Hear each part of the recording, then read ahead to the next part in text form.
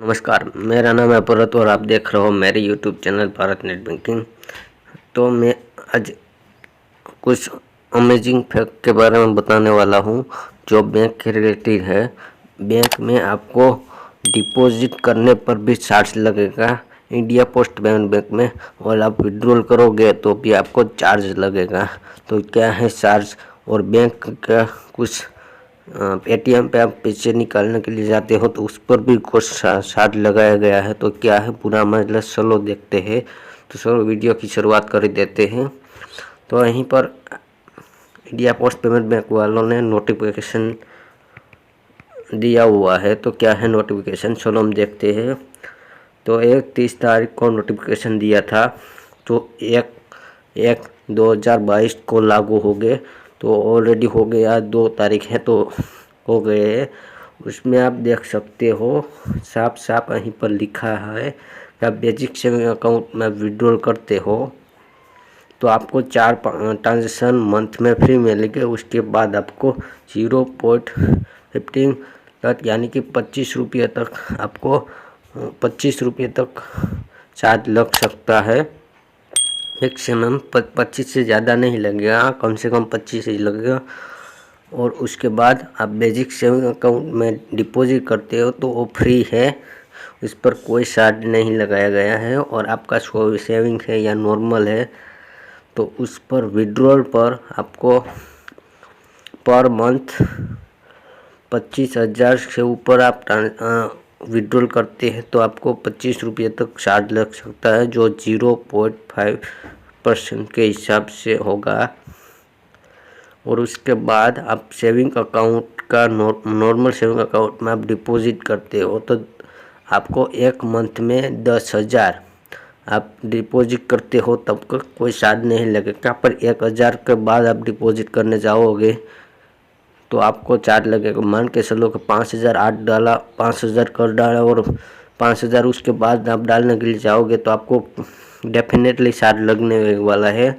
तो उस पर चार्ज बढ़ा दिया गया है। एक मंथ में आप 10,000 से ज़्यादा आप जमा कराओगे आईपीबी अकाउंट यानी इंडिया पोस्ट पेमेंट बैंक में तो आपको 25 रुपये तक चार्ज लग सकता है, जो क्लियरली इसमें लिखा गया है। और जीएसटी अलग से है। तो आप ख्याल रखें तो आप डिपॉजिट करने के लिए जाओ तो 10,000 से ज़्यादा का चार्ज नहीं, 10,000 से ज़्यादा का चार्ज नहीं पे करना। उसके लिए कुछ मैं क्लिप लेकर आया हूँ जिसकी मदद से आप इस चार्ज से बच सकते हो। तो आप डिपॉजिट करने के लिए जाते हो तो आप 10,000 का 10,000 का डिपॉजिट कर दिया।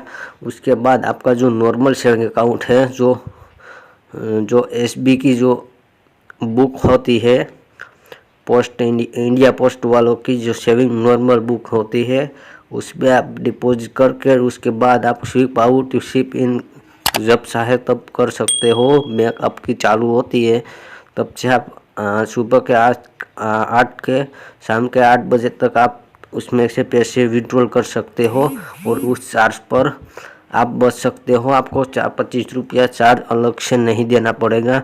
आप उस या फिर किसी और बैंक का पैसा इंडिया पोस्ट पेमेंट में आएगा तो उस पर भी कोई चार्ज नहीं है। ऑनलाइन यूपीआई का कोई चार्ज नहीं है। डिफ़ॉल्ट आप कैश विड्रॉल या कैश डिपॉजिट करते हो तभी आपको चार्ज लगेगा। तो आप ख्याल रखें कि कैश विड्रॉल नहीं करना है और कैश डिपॉजिट भी नहीं करना है। आपकी जो नॉर्मल सेविंग बुक होती है पोस्ट की, उसमें आप स्वीप इन और स्वीप आउट कर उसमें विड्रॉल या डिपॉजिट करते हो तो आपको एक भी प्रकार का चार्ज नहीं लगेगा। या फिर आप वो अकाउंट को बंद कर आप बेसिक सेविंग अकाउंट खुलवा देते हो तो उस पर डिपॉजिट पर कोई चार्ज नहीं और विड्रॉल पर आपको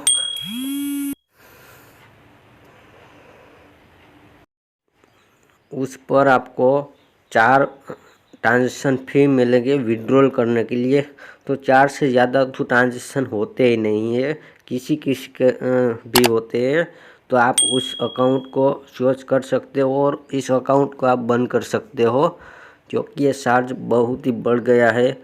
और आपका जो नॉर्मल सेविंग अकाउंट पोस्ट का होता है तो वहाँ पर आप वो कर सकते हो। और जो इंडिया पोस्ट का जो नॉर्मल सेविंग अकाउंट होता है उसमें कैसे आप पैसे डाल सकते हो और कैसे पैसे निकाल सकते हो, sweep in and sweep out, उसके लिए मैंने अलग से वीडियो बना रखा है, डिस्क्रिप्शन में उन पर लिंक है।